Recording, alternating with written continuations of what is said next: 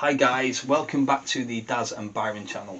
First of all, thank you all so much for subscribing and all the great likes and awesome comments you've been giving us. It's been a wonderful journey for all three of us.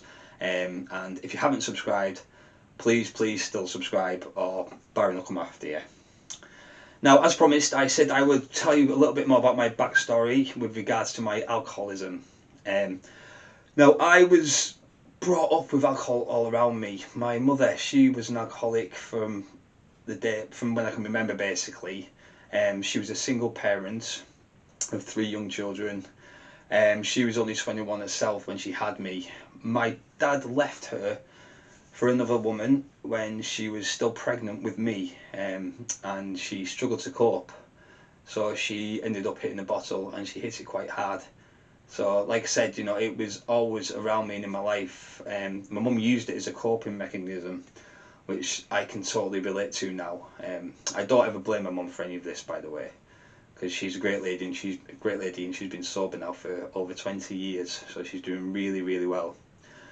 Yeah, so like I said, I grew up with alcohol continuously around me. I struggled as a child because without having a father around, but knowing that he was just up the road bringing up another family, it was hard for me. I struggled seeing all the other children with dads and stuff like that, picking them up from school and taking them to football and things. And at the time, I don't think I recognised that that was an issue with me until I got older.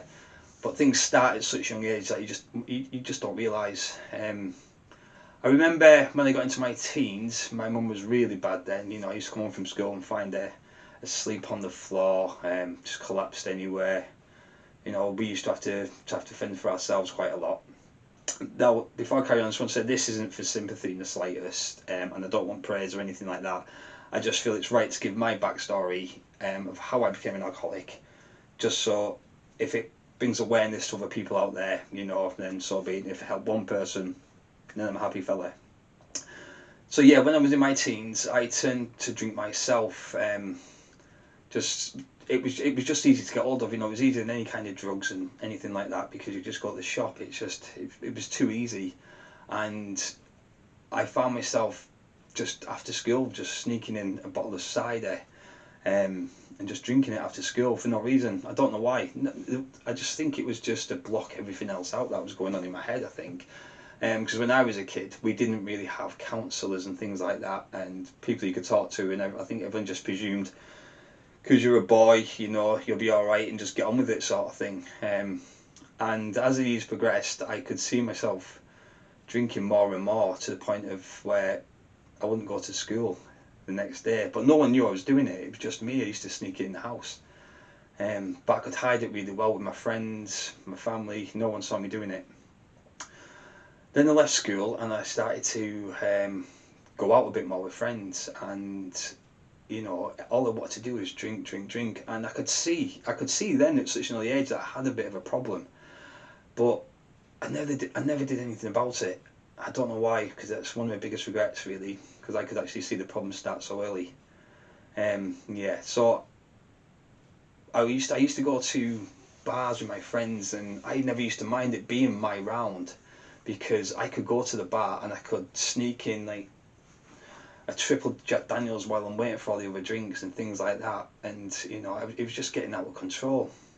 I'd look forward to finishing work and knowing that I had something in the fridge as soon as I got in, and it just got worse and worse. It got to the point where I wasn't going to work because all I wanted to do was drink. I was so rough in the morning, I couldn't function without a drink, and it got to the point where I actually lost my job.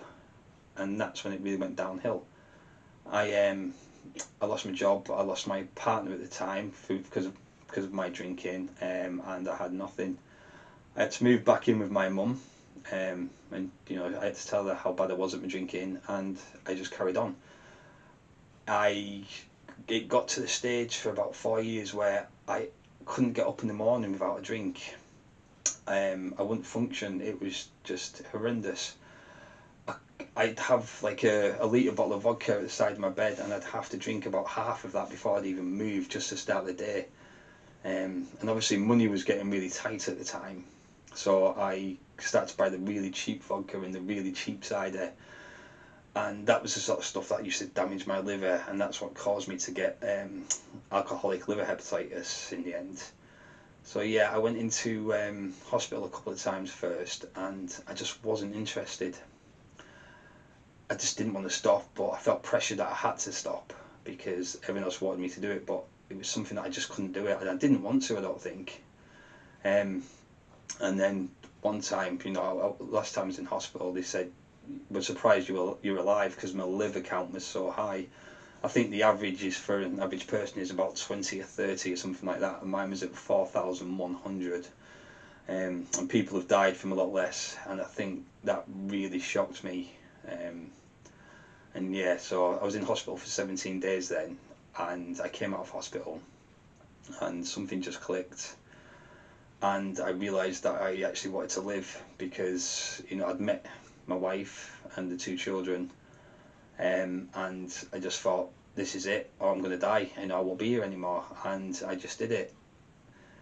The recovery is the hardest bit, and that's what I'm going to talk about in the next video, a little bit more about recovery, because that's when it actually all starts. I just thought it'd be right just to tell you a little bit of my past, just in how I became an alcoholic. It could be such a longer story, but unfortunately I haven't got time to give you it all. But if anyone's got any questions you want to ask me, please don't hesitate to write in the comments, and I'll try and get back to you. Because like I said, if I can just help one person, I'll be happy chappy. But yeah, thanks for listening, and I hope I can bring some more vids very soon. Thanks a lot.